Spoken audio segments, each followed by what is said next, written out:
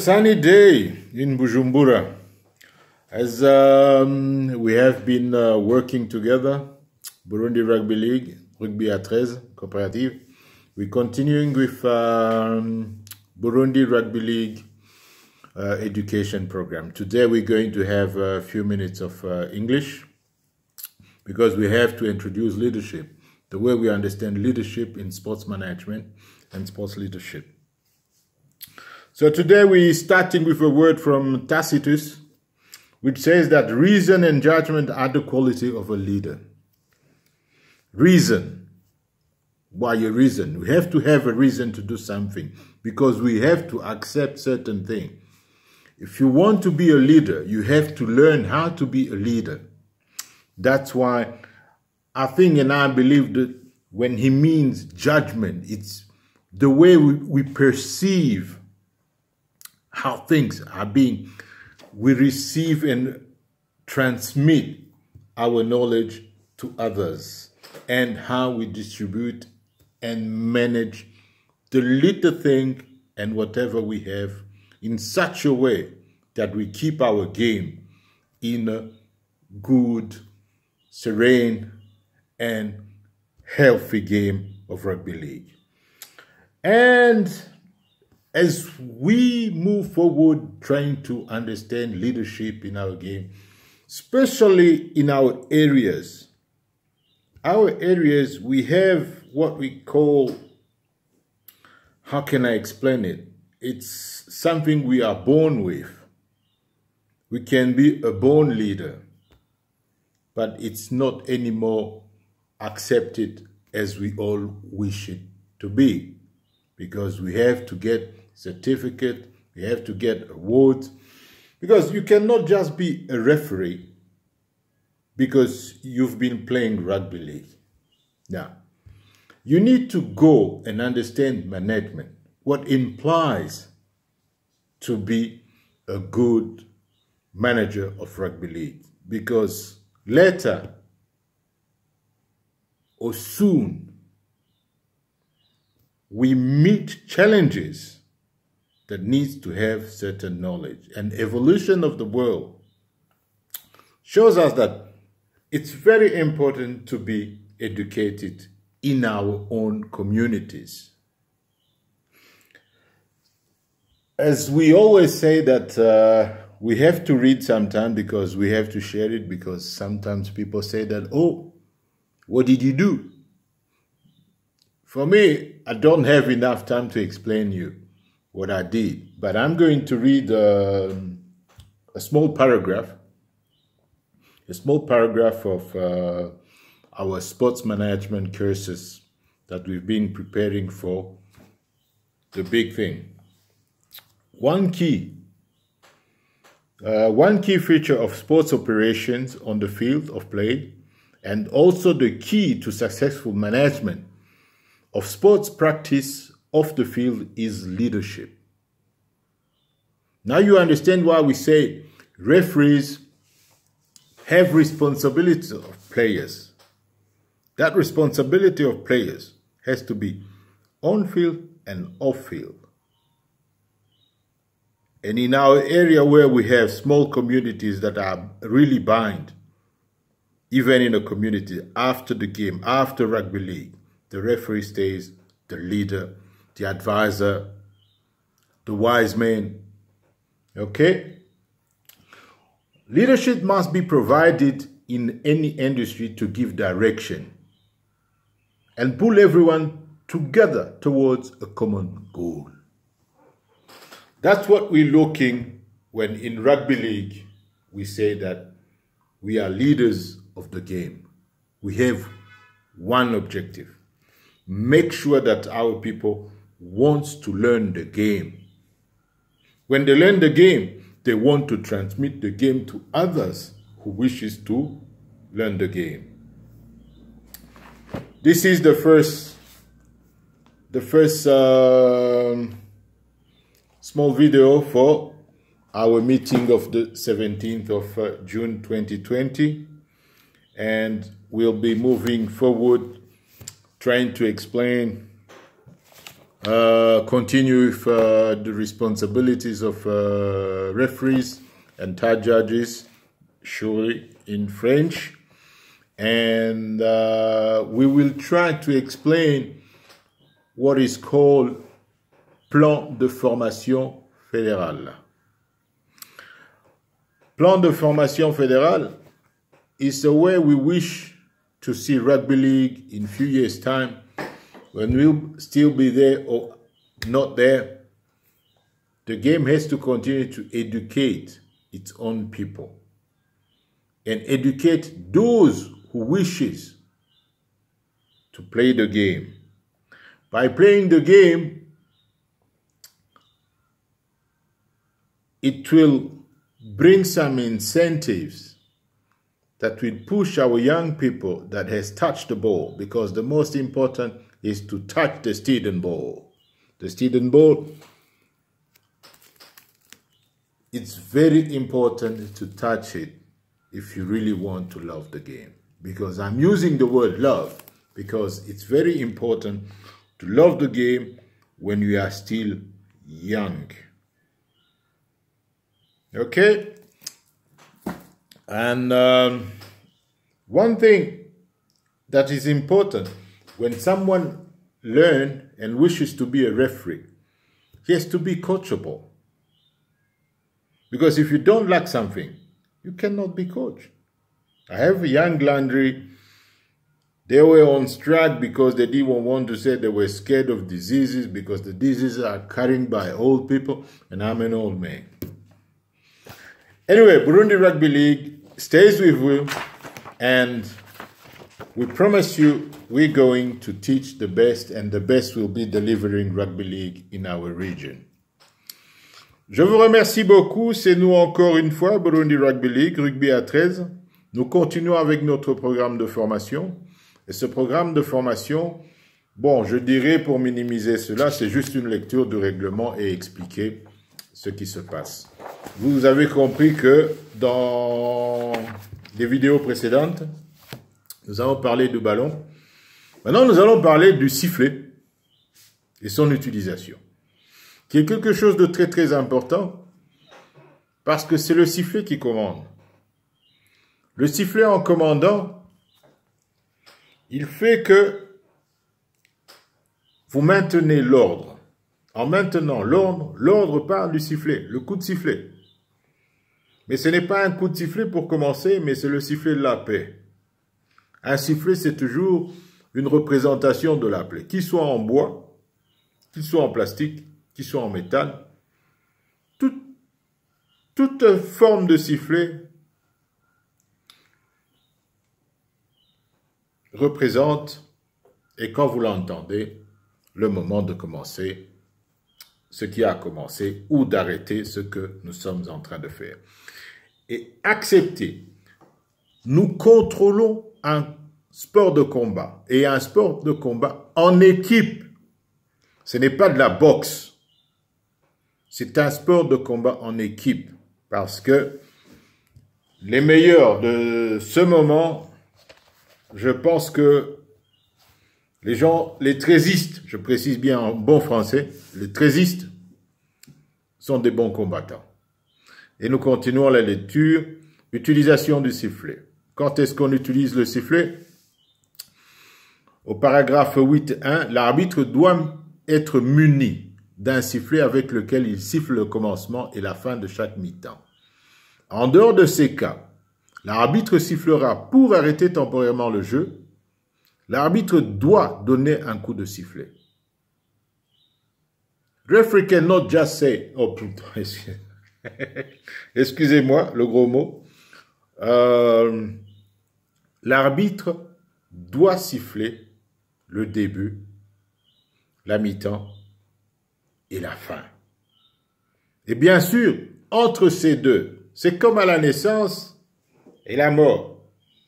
Quelqu'un doit savoir qu'il y a des arrêts, des avancements, des retours en arrière et avancer encore une fois. Tout ça c'est là, c'est la vie.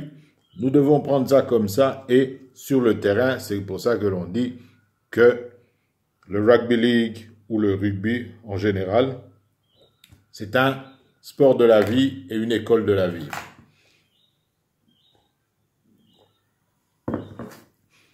Étant un sport pour la vie, nous devons continuer à comprendre l'importance du sifflet. Le sifflet, c'est un alerte.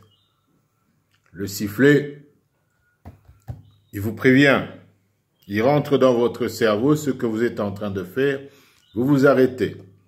Lorsque un essai est marqué ou un but est réussi, là aussi, il y a un sifflet. Et ce sifflet est sifflé par l'arbitre. Vous comprenez que l'outillage de l'arbitre comporte son vêtement, son uniforme, ses chaussures, ses bas, ses cartes et un sifflet. Quand vous avez tout ça et que vous oubliez votre sifflet, c'est que vous n'êtes pas à votre place.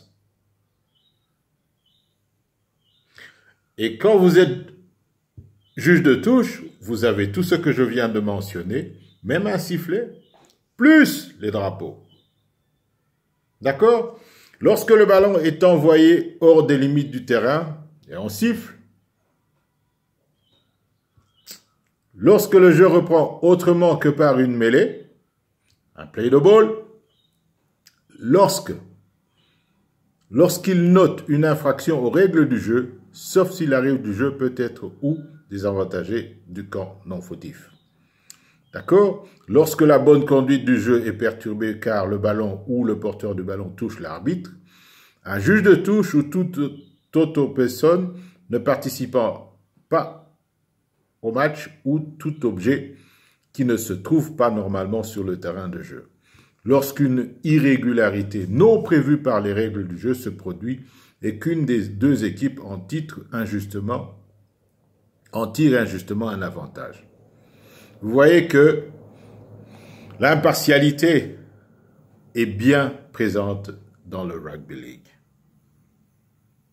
Il n'y a pas moyen de discriminer une équipe si on est un bon arbitre.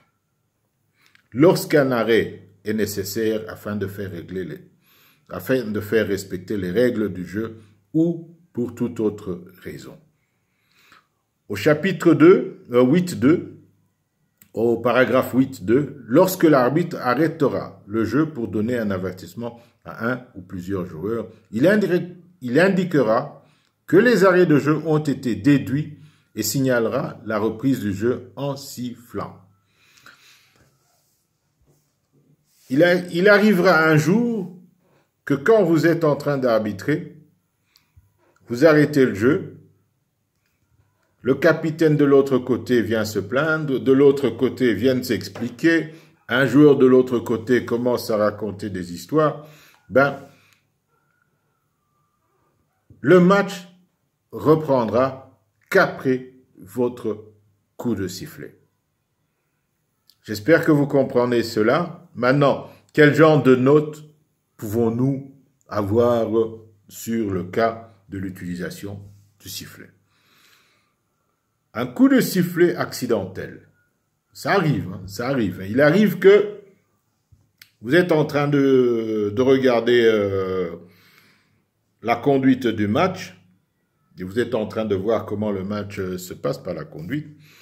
Peut-être que je suis au volant en Australie. Si un coup de sifflet accidentel est donné, le jeu devra s'arrêter et recommencer par une mêlée. Mais qui aura cette mêlée? Elle aura lieu à l'endroit du champ de jeu où le ballon a été touché en dernier par un joueur avant le coup de sifflet accidentel. C'est-à-dire celui l'équipe portant le ballon aura le droit de reprendre le jeu automatiquement. C'est une mêlée. En ce moment, vous le savez très bien, avec le Covid-19, en espérant que nous aurons assez de fonds pour imprimer tout ce que nous avons imprimé pour expliquer que une remise dans le jeu par un play de ball ou par un coup franc, tout dépend de l'avancée ou des possibilités d'avancer ou d'empêcher une sorte de discrimination qui pourrait... Que si vous donnez un coup franc par exemple dans les 20 mètres de l'équipe adverse, tout à fait normal, il y a des tactiques qui facilitent un essai. L'équipe de ce joueur bénéficiera de la tête et de l'introduction. Comprenez bien, c'est sûrement un play de ball que nous allons devoir faire avancer dans le travail de mise à jour du règlement. Application de la règle de l'avantage. La règle de l'avantage s'applique à toutes les phases de jeu, mais si une équipe commet une faute alors qu'elle bénéficie d'un fort avantage tactique, l'avantage sera accordé à condition que l'équipe non fautive prenne immédiatement possession du ballon. Ah, hé, là, monsieur là. D'accord. Il faut comprendre que quand une équipe est en train d'avancer, arrive dans un certain périmètre et qu'ils font une faute et que l'autre équipe arrive à prendre le ballon, à ce moment-là, il faut donner un avantage pour voir si il peut y avoir un changement ou une tactique qui permettra à l'autre équipe de reprendre l'avantage aussi et pouvoir avancer. Il n'est pas facile de pouvoir expliquer pourquoi donner l'avantage à l'autre quand l'autre est en train de gagner. Tout ça, c'est quand il y a un sport de combat, c'est toujours ainsi. Quand vous trébuchez sur un ring et que vous allez au sol, vous allez être compté. 1, 2, 3, 4. D'accord? Mais cette fois-ci, chez nous, vous êtes en train de jouer, vous faites une pause en avant, une faute en passe en avant, l'autre intercepte le ballon avant qu'il touche le sol, et décampe et réussit à faire les 5 mètres ou passer 2-3 joueurs. Le jeu continue. S'il le repère encore une fois, c'est son problème. Il y a aussi un avantage de l'autre côté de pouvoir faire une interception. L'arbitre est le seul juge pour décider ce qui constitue un avantage territorial ou tactique. Une faute n'est pas annulée par le simple fait qu'un adversaire ait touché le ballon ou qu'il soit touché par le ballon.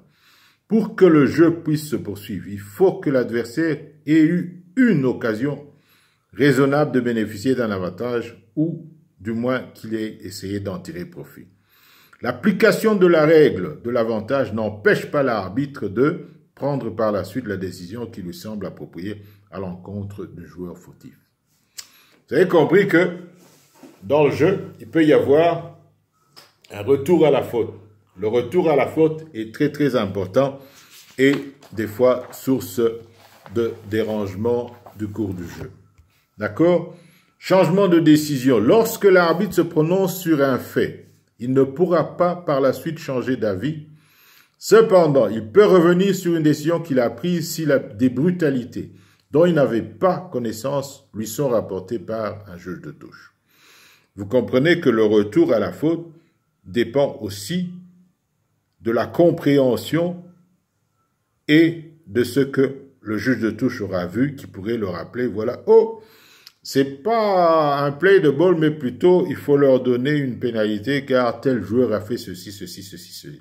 À ce moment-là, il faudra donner carrément la pénalité puisque vous avez été prévenu de ce que vous n'avez pas vu. D'accord? Vous n'avez pas les oreilles sur le côté, derrière, côté, hakuna macho. Acceptation des décisions des juges de touche.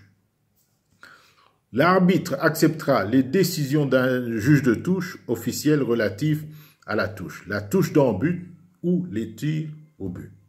D'accord? Vous comprenez que la touche, vous pouvez être à mi-parcours, ce qui fait 35 mètres. Les yeux, c'est bien, vous voyez un peu plus loin, mais des fois, il y a des choses que l'on n'arrive pas à voir. Juge de touche. Les juges de touche doivent se tenir en touche près de la ligne occupant chacun des côtés du terrain de jeu, excepté lorsqu'ils doivent juger une tentative de but, lorsqu'ils doivent signaler la mauvaise conduite d'un joueur qui a échappé à la vigilance de l'arbitre, ce que nous venions de mentionner. Le drapeau. Chaque juge de touche doit être muni d'un drapeau homologué. Voilà, ce sont des couleurs vives qui permettent, quand ils sont montrés, quand ils sont How can I call it? Anyway, vous avez compris ce que ça veut dire, ceux qui sont bougés, gauche-droite, gauche-droite. Vous allez voir que... Hein? Tcha, tcha, d'accord? Vous avez compris que c'est les deux gestes de l'arbitre, ou comme ça, quand ils appellent un médecin, pour montrer que la transformation est passée par-dessus les mains.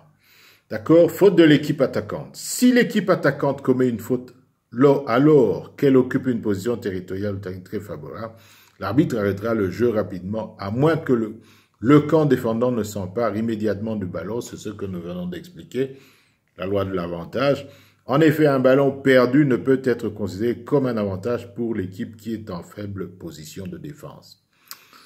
Prenons par exemple, quand une équipe ayant un avantage territorial et tactique perd un ballon, avance, mais que l'autre équipe perd le ballon après 2-3 mètres, sans avoir dépassé, sans avoir fait 1 ou 2, 3, 4 passes.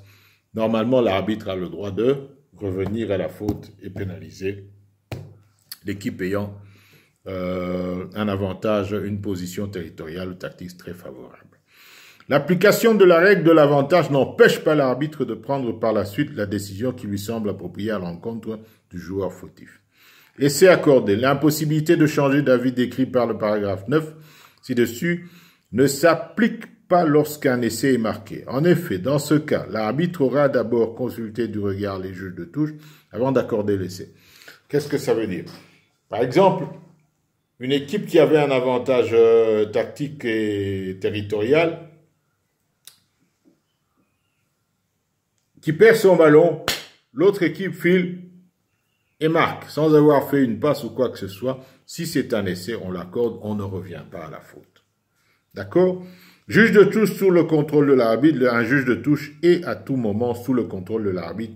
Il peut être expulsé et remplacé si, d'après l'opinion de l'arbitre, il ne peut plus être considéré comme impartial. Dans ce cas, toute décision du juge de touche justifiant son expulsion ne sera pas prise en compte. Toute mauvaise conduite d'un juge de touche fera l'objet d'un rapport de la part de l'arbitre aux autorités compétentes. Quand vous êtes un arbitre central, vous avez le devoir de faire des rapports sur le comportement de vos juges de touche. Parce que il n'y a pas vraiment de raison que je vois que je pourrais expliquer ici, mais dans notre organisation, avec les fiches de présentation des matchs, vous devez comprendre que le rapport est nécessaire et il faut expliquer pourquoi un juge de touche a été expulsé ou remplacé. D'accord? Signalement rapide de la mauvaise conduite d'un joueur. Si un juge de touche désire signaler le mauvais comportement d'un joueur, il devra attirer l'attention de l'arbitre aussi rapidement que possible afin d'éviter la poursuite inutile du jeu. Toute pénalité survenue suite à cette intervention sera accordée à l'endroit de la faute et non à l'endroit où le jeu a été arrêté. D'accord? Vous comprenez?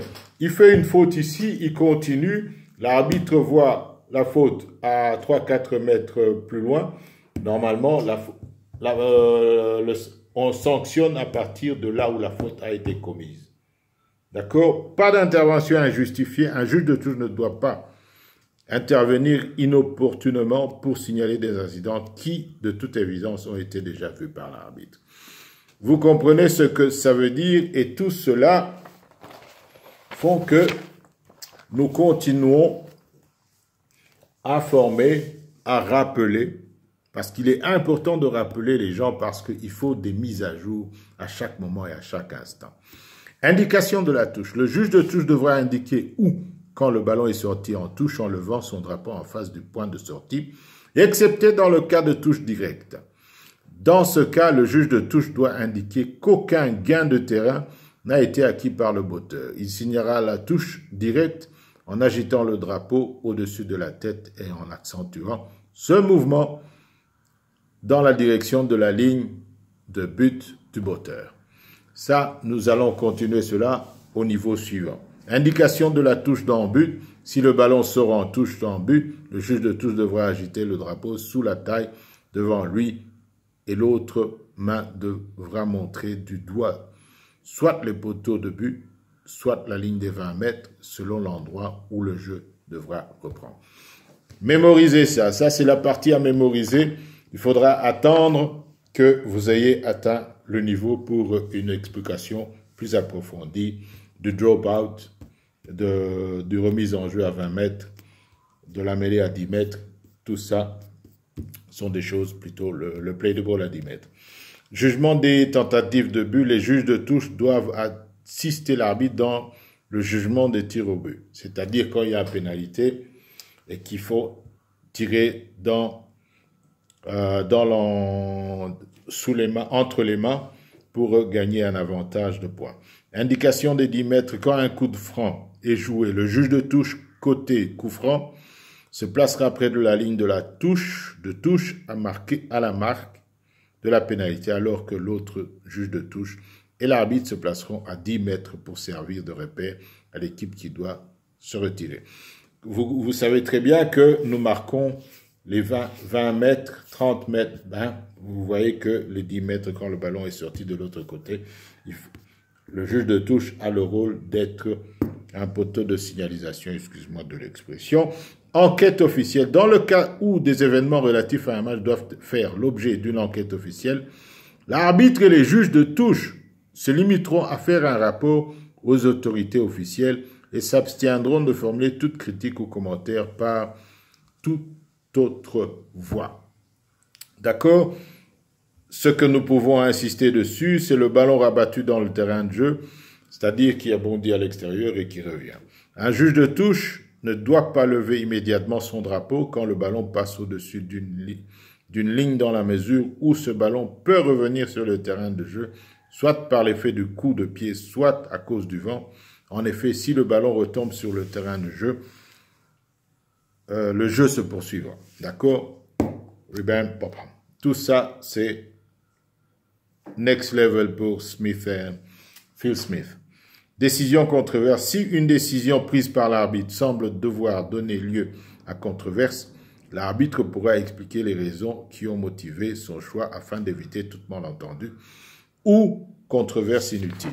C'est-à-dire que à chaque fois que vous prendrez des décisions, il faut veiller à ce qu'il n'y ait pas de difficulté pour la continuation du match. Je vous remercie beaucoup, Jean de Christ Roussiga, pour Burundi Rugby League Education Program, et nous espérons continuer avec d'autres paragraphes, mais le coup d'essai montre que nous sommes capables. Yes, we can. Nous vous remercions beaucoup et nous espérons que M. David Muchowinhore, Raymond Safi et les autres vont continuer à suivre. Et bien sûr, nous allons préparer ce vidéo pour que vous puissiez le trouver sur notre YouTube et sur nos autres sites de formation. Burundi Rugby League Education Program.